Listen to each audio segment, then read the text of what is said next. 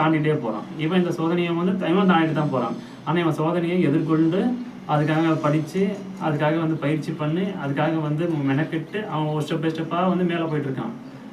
ஆனால் அவனுக்கு மட்டும்தான் தெரியும், ஐயோ நம்ம மட்டும் தான் கஷ்டப்படுறோம், அவன் பாரு படிக்கவே இல்லை, அவன் நல்லா இருக்கிறான், அவன் படிச்சுட்டே இருக்கிறோம், நம்மளால நல்லா இருக்க முடியல, ஃபெயில் ஆகிடும் அப்படின்னு சொல்லிட்டு இந்த மாதிரியே போயிட்டுருக்கோம்.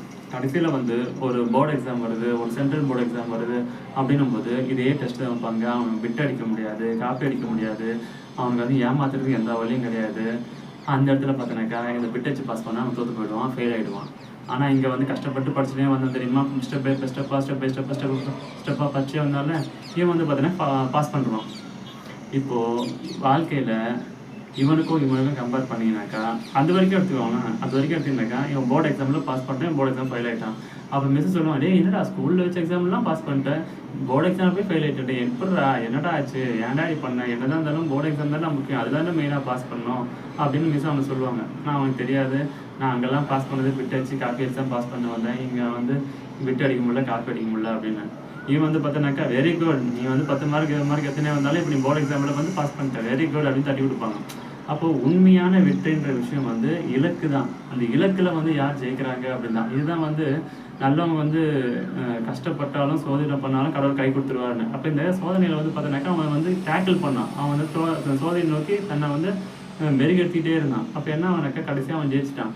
இந்த கெட்டவன் இருக்கான் பார்த்தீங்கன்னா, அவன் வந்து அதே சோதனையை சந்திச்சான். ஆனால் அவன் பைபாஸ் பண்ணிட்டு அவன் பெஸ்ட்டை தாண்டி போனான். கடைசியில் பார்த்தோன்னாக்கா கடவுள் கை விட்டார். ஆக்சுவலாக வந்து கடவுள் கை விட்டாரா கை விடலையா அப்படின்னு பார்த்தோன்னா எல்லாமே நம்ம கிட்ட தான் இருக்குது. நம்ம கடவுள் பழியத்துக்கு கடவுள்கிட்ட போடுறோம். ஆனால் உண்மையான விஷயம் வந்து நாம் கஷ்டப்பட்டால் நமக்கு அதுக்கான பலன் இருக்குது, நாம் ஏமாத்தினா அதுக்கான பலன் வரும். அதனால தான் வந்து எப்பவுமே நேர்மையாக இருங்க, உண்மையாக இருங்க, நியாயமாக இருங்க, தர்மமாக இருங்க. நீங்கள் ஏமாற்றிலாம் நீங்கள் முன்னுக்கு வந்துச்சுன்னா கடைசியில் எங்கே ஜெயிக்கணுமோ அங்கே போட்டோ விட்டுருவீங்க, அங்கே ஃபெயில் ஆகிடுவீங்க.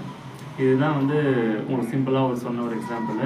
இந்த கடவுள் வந்து நல்லவங்க சோதிப்பார், கைவிட மாட்டார், கெட்டவனுக்கு வந்து நிறைய கொடுப்பாரு, ஆனால் கை விட்டுருவாருன்றது இதுதான் ஒரு விஷயம்.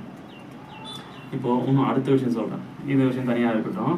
அடுத்த விஷயம் பார்த்தீங்கன்னாக்கா இந்த முழு பூசணிக்காவை வந்து சோத்துல மறைச்சிட்டான் அப்படின்ற ஒரு கதை நீங்கள் கேள்விப்பட்டிருக்கீங்க.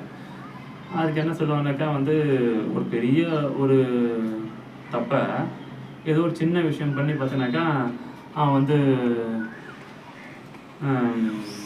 மறைச்சிடுவான் அப்படின்ற மாதிரி சொல்லுவாங்க. சரி, அது ஒரு பக்கம் இருக்கட்டும்.